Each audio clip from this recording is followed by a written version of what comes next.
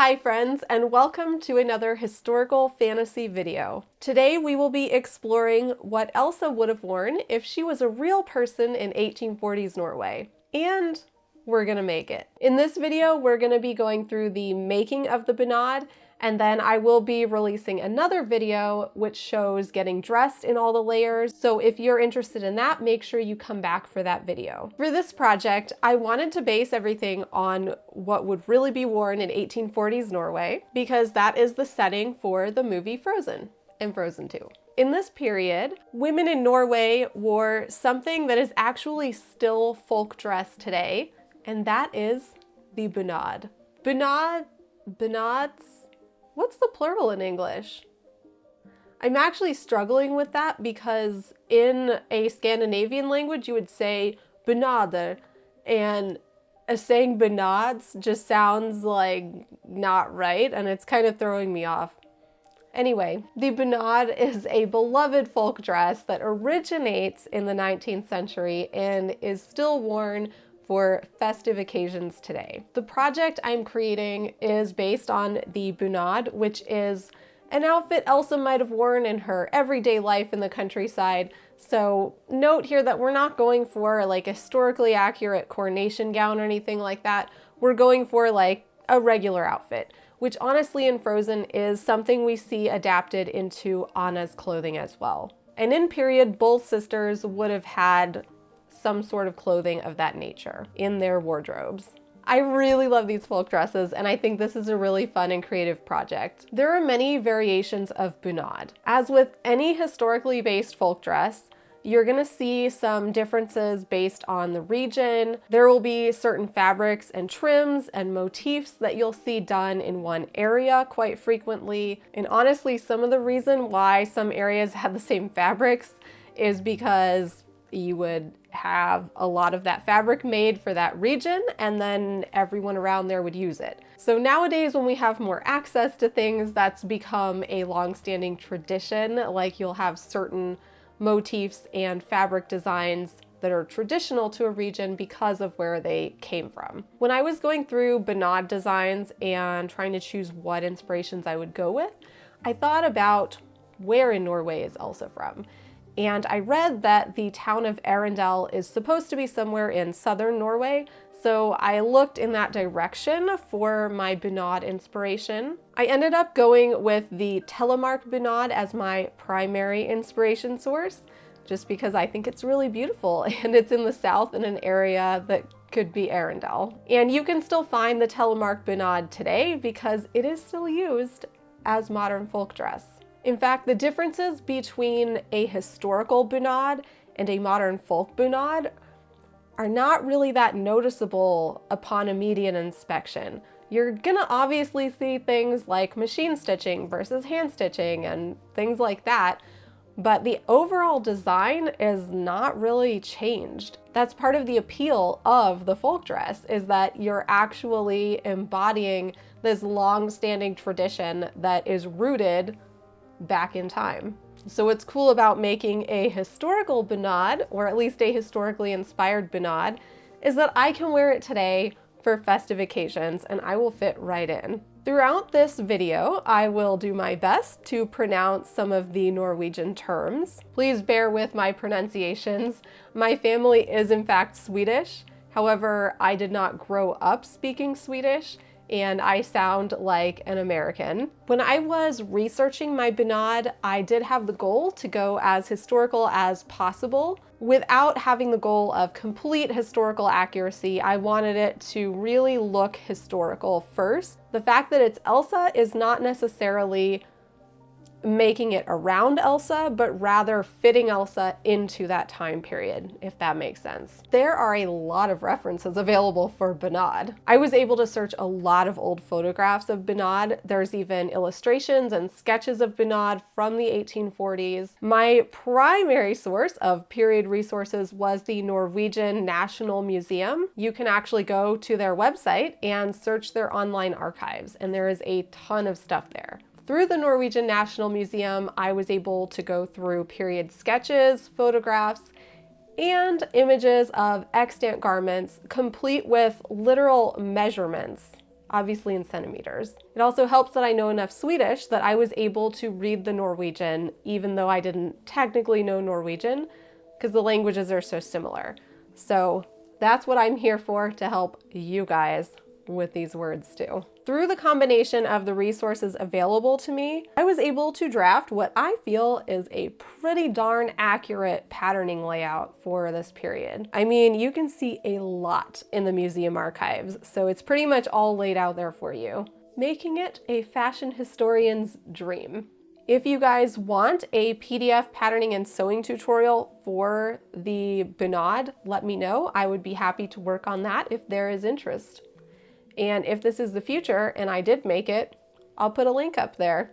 So I'm using mostly cottons to make this fabric. You can use linens and wools as well. For the colors of my Bunad, I wanted to stick with something that was actually seen in the historical resources. And Elsa is often depicted wearing like teal or lighter blues, and I didn't find anything of that color in the period images. I did, however, find dark blues, and I really like dark blue. Didn't even plan that one.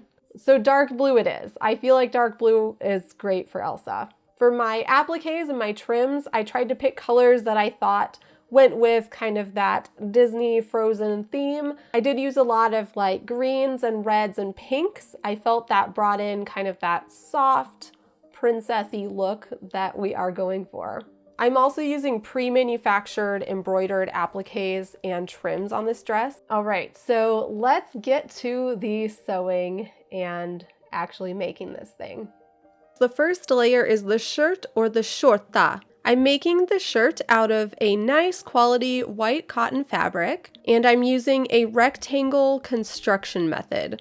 This means every piece of the skjørt is some sort of a rectangle. Basically, it's an evolution of the chemises or shifts from earlier periods, just a little bit upgraded, I guess you could say. I sewed most of the skjørt by machine, with some finishing touches on the outside done by hand. Basically, I'm being careful that my machine stitches are not super obvious, because I do still want this to have that historical look, but I don't want to spend ages making it.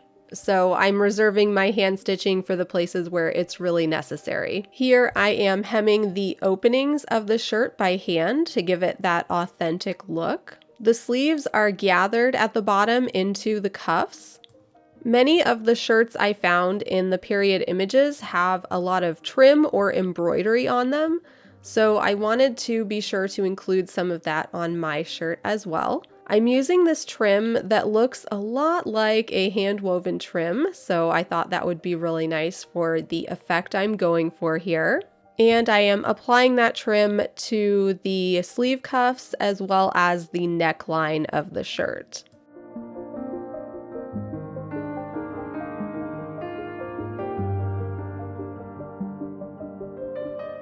There are some kind of funky gussets going on around the neckline on some of these skjørts. Just like there are gussets on the Renaissance ones, they're just different, and they were a little weirder for me because it was the first time I tried them this way. And it actually worked out great, so there you go. The trim on the neckline was applied in 2 stages. Basically, that keyhole part had to be applied first, and then the neckline is actually gathered into the neck band or the collar.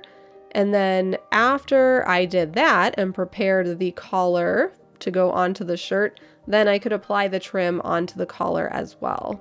I really like this trim for Elsa because it's got those blue hues in there, and then it's got sort of this red and pink color scheme that I ended up going with. So I think it's really lovely.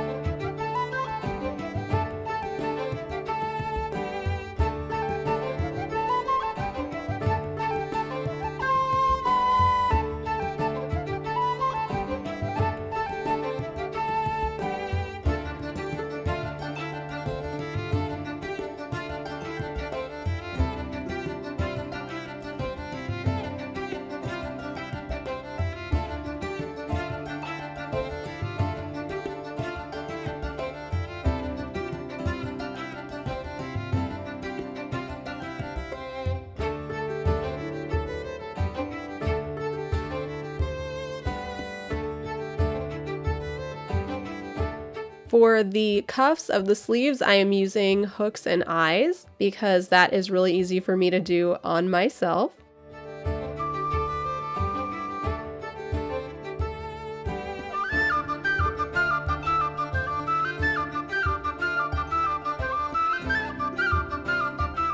A lot of the shirts from the period images have some sort of metal clasp or decoration or brooch. I'm using two metal brooches that I found that have sort of a Norse theme, and I think they go with the aesthetic. If you guys would like a more in-depth tutorial or even a PDF tutorial on how to make this particular shirt, please let me know in the comments below. I ended up studying this shirt in far more detail than I think will possibly be able to make the cut for this video. So just do let me know if you want more resources for this. It's not all that different from the Renaissance chemise or the Renaissance smock, especially the high neck one that I do, but it is definitely a little bit different. It's certainly an evolution.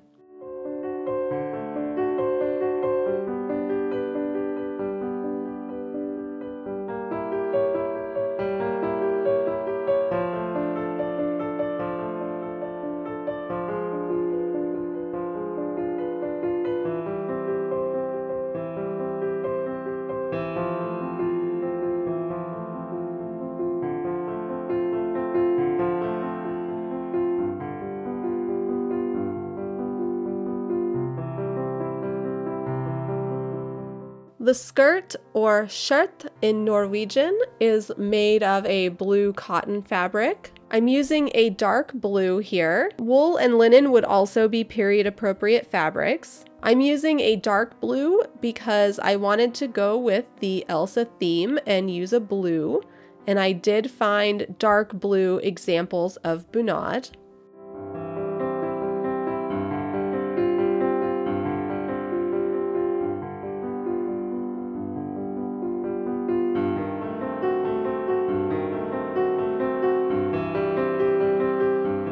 Many Bunad skirts have really elaborate embroidery around the hem, and not gonna lie guys, this embroidery is outstanding, amazing, like the kind of stuff that takes ages to do.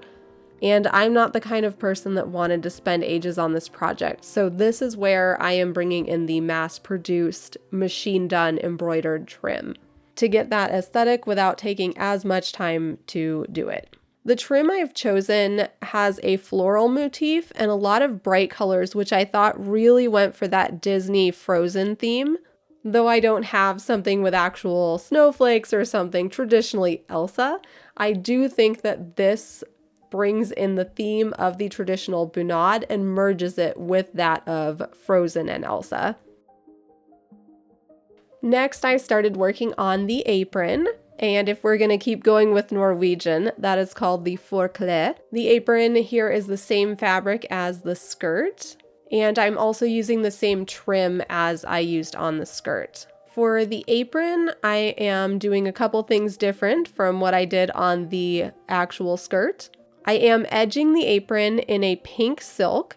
I happen to have some of this silk in my stash, just like a leftover scrap, so it was perfect. Silk is a period fabric, so yay. And I like how it goes with my color scheme of using the sort of lighter or softer reds and pinks as much as possible. A lot of aprons on the Bunad ensembles are edged with something, so this is my take on it for Elsa.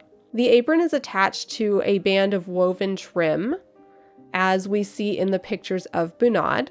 And for the front closure, I have used a metal clasp, which looks strikingly like the ones we see in that time period in Scandinavia. So good job reproducing those clasps, guys. Next up is the vest or the bodice, or actually it's called a liv, which translates to waist. And that kind of makes sense because I know that in English we have a lot of things called like a shirtwaist or something like that. So this is the Norwegian version. It's called a liv. And in fact, if you go on the Norwegian museum archives, you can actually find these. They are called bunadsliv. As a side note here, just in case you guys are looking this stuff up, In the Scandinavian languages, you will say sort of as if it belongs to the item. So like the bodice of the Bunad is the Bunad's bodice or the Bunad sleeve. I drafted the pattern for my Bunad sleeve or my bodice by looking at the bodices in the museum and then just trying to make my seams match up where the seams were very clearly visible in the bodices that I found online in the museum. I did have to fit it and make sure that everything was about right. Since this is not all that different from my Renaissance bodices, it wasn't that big of a deal for me to fit it because I do have that experience. But nevertheless, when you make a new pattern, you kind of want to fit it first and make sure that it fits right. My bodice is edged in more of that pink silk that I used on the apron, and that's because a lot of Bunad vests or leave have that edging on them if you look at the period examples. The edging on the bodice does have some buckling around the curves, as you'll see. That's because it is cut on the straight grain. It's really convenient that it needed to be that way since I had a striped pink fabric. The edging on the bodices from the period appear to be cut on the straight grain as well, and you can tell because if you look at the museum images, they have that same sort of buckling around the curves. So while that may be a little bit odd to our modern eye, that actually looks just like the originals. All of my edging was sewn down first by machine, and then I folded it over and sewed it down by hand on the other side. So that way I don't have any pesky machine stitches on the outside of that beautiful pink silk trim. For the bodice, I am also using some pre-manufactured embroidered appliques. These are the same ones I actually put onto the apron, and I will be using elsewhere on the outfit. I chose something with a motif that I thought went along with the theme of the outfit, so I got something with a lot of that kind of pink and some blue in it. So I think it clearly reads that 1840s Norway theme as well as the inspiration of Disney Frozen Elsa.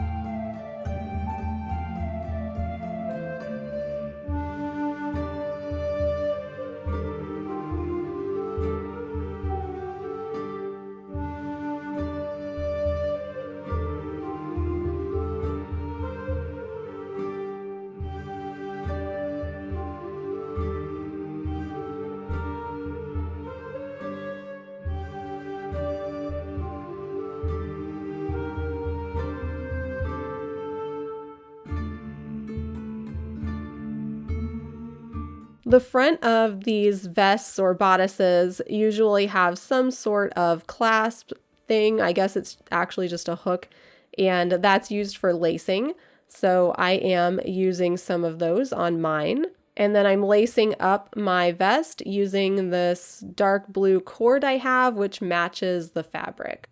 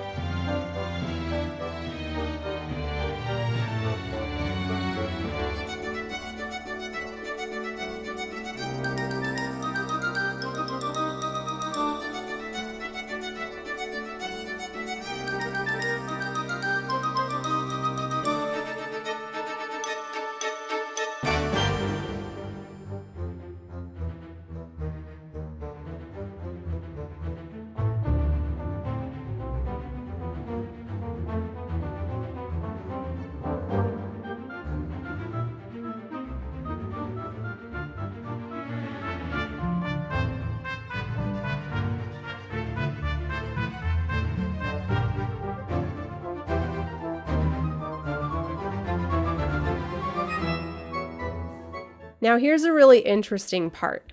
So actually sew the bodice or the vest onto the skirt. I wanted to be able to interchange them or possibly even wear like just the skirt with the shirt or whatever I want to do later. And because of the way that I wear my clothes and the way that I kind of function whenever I'm getting dressed, the easiest thing for me to make it interchangeable is to actually put hooks and eyes there. So I'm sewing the hooks onto the bodice and then the eyes onto the skirt.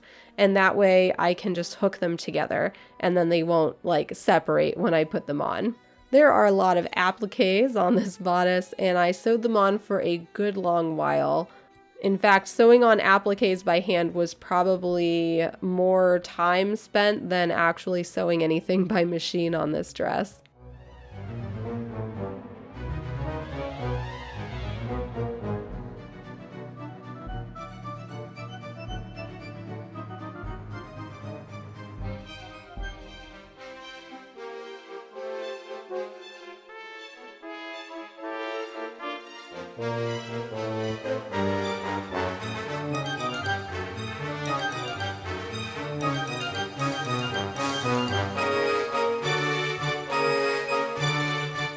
We are now jumping ahead to the purse or veske.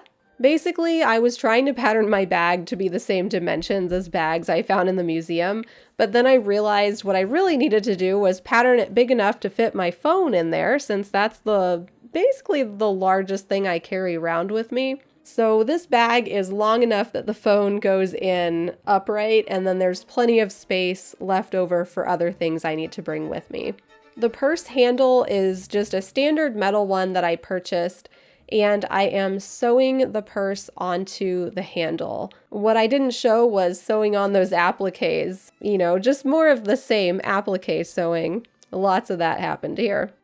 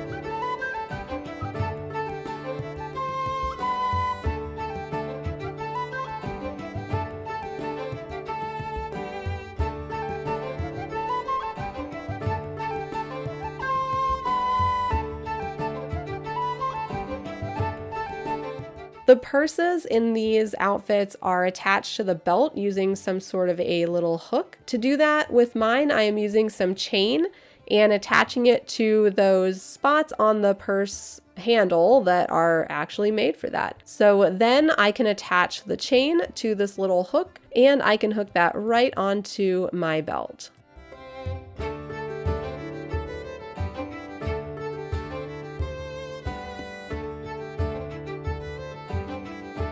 The one piece of this outfit I did not film at all was the cap or the hat. I think it's pretty straightforward to kind of see what the shape of it is right here as a finished cap on the mannequin. It's really just two pattern pieces. It's not that complex. If you haven't already, please subscribe and hit that notification bell so you see everything I post. My next video will actually be putting on all the layers and how I get dressed in the Bunad. Find me on social media as Daisy Viktoria. My website is daisyviktoria.com, and I want to give a huge thank you to my patrons who helped to make the continued creation of this content possible. May you have a most magical day, and I will see you again real soon. Bye-bye.